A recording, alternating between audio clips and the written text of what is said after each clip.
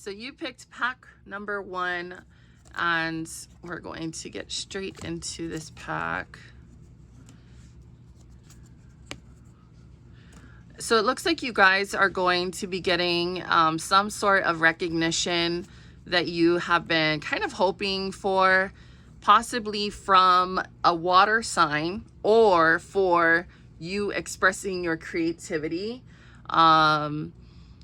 But before you can get to that point of getting this recognition or experiencing this victory, you need to release some sort of ancestral traumas that you're holding on to surrounding money, self-worth issues, or maybe like there's conditioning that you need to let go of, because this is going to be really important later, because it looks like this recognition, is okay. So this lehua is talking about an initiation of some sort, where you go through an initiation and then you become the initiator.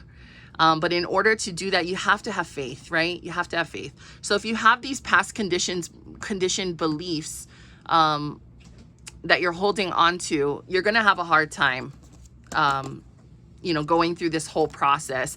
Now, as you can see, yeah, she's hapai, like she's pregnant. So there is something where you are going to be like creating or giving birth to something new. But like I said, you gotta let go of this, okay? And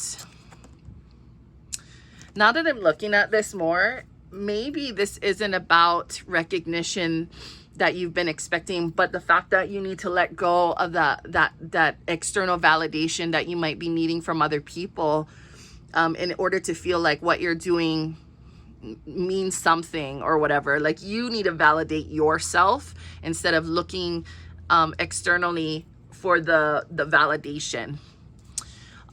So let's see. Oh, look, see, new beginnings and fertility. This is like Easter, okay? So Golden Palace, though, let's take a look at that before we move on. So the Golden Palace card it represents ambitions being fulfilled, prosperity, wealth, good fortune. But like I said, in order to experience that or to bring that or invite that or to attract that, you have to release this stuff right here, okay? So self-worth issues, the external validation that you might be seeking, all of that shit, you need to validate yourself and have faith that, whatever it is that you're doing is Micah, you know what I mean? This card right here, yeah, so new beginnings. So there are going to be new beginnings for you once you release, though. You have to release. I feel like we just had a full moon like last week. So full moons are usually a good time to let go of things, but don't let that keep you from doing that now if you need to. So the eagle spirit, so it says spirit has your back. So you're being supported. Yeah, you got the kakoa from Akua to do this new thing, to give birth to this new project. But you have to change your perspective and kind of have that bird's eye view. Like, think of an eagle where they're high up, right? And they can see the whole entire picture. So don't look at things from this, misconstrued space through that conditioned lens. You see what I mean? So it's really reiterating this whole thing of like, you're being supported to bring this thing to fruition, but you just have to change your perspective on things first, and also to be patient and take your time and not expect, wealth or gains or success, whatever that is to you, to happen like overnight, okay? Now, a crystal that you can use is this, I think this is a Lemurian crystal. That's what it looks like with the lines. I have one right here. Kind of looks like that. I don't know if you can see it, if it translates on camera, but anyway, so basically get out of your head about whatever it is. Yeah. Okay. And mana. So this card, mana in Hawaiian is like your power, energy. So mana empowers us and stimulates spiritual growth, expansion, and enlightenment. It is a Polynesian concept that does not have an exact translation or equivalent, yet all Polynesians understand what it is.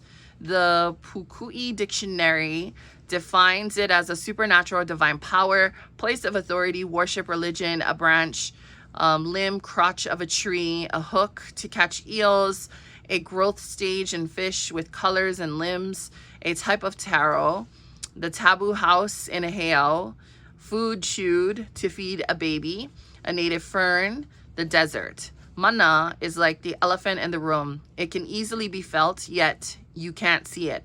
Mana can be imparted. One can gain mana as well as lose it. Mana is acquired in two ways, through rank and birth, through rank and birth, a mother's rank having priority, or through good deeds that serve the people and community. Mana is neither good or bad, but how and what it is used for brings good or bad. You can lose mana by doing things that harm yourself and others, such as abusing drugs or alcohol or anything else that harms and hurts others. So if for this reading, I really feel like it's about your energy. Like, how are you investing your currency, your time, your energy, and your money, and being mindful of that. So you're going to invest that mana of yours into believing this old story, or are you going to let that shit go and really know that you can have this abundance in this new beginning? Are you going to change your perspective? Are you going to allow this initiation or this transition to happen? And be patient about it and get out of your mind about those things. Change your mind, right? Escape. What did it say? Escape your mind through a different perspective. So that is what you got if you picked pack number 1. If you got this far, stay tuned, because you're going to have 3 cards to pick from. Here are your 3 choices. You have card 1, card 2, and card 3. Go ahead and make your choice, and then look down below in the description area for the link to whatever card you chose.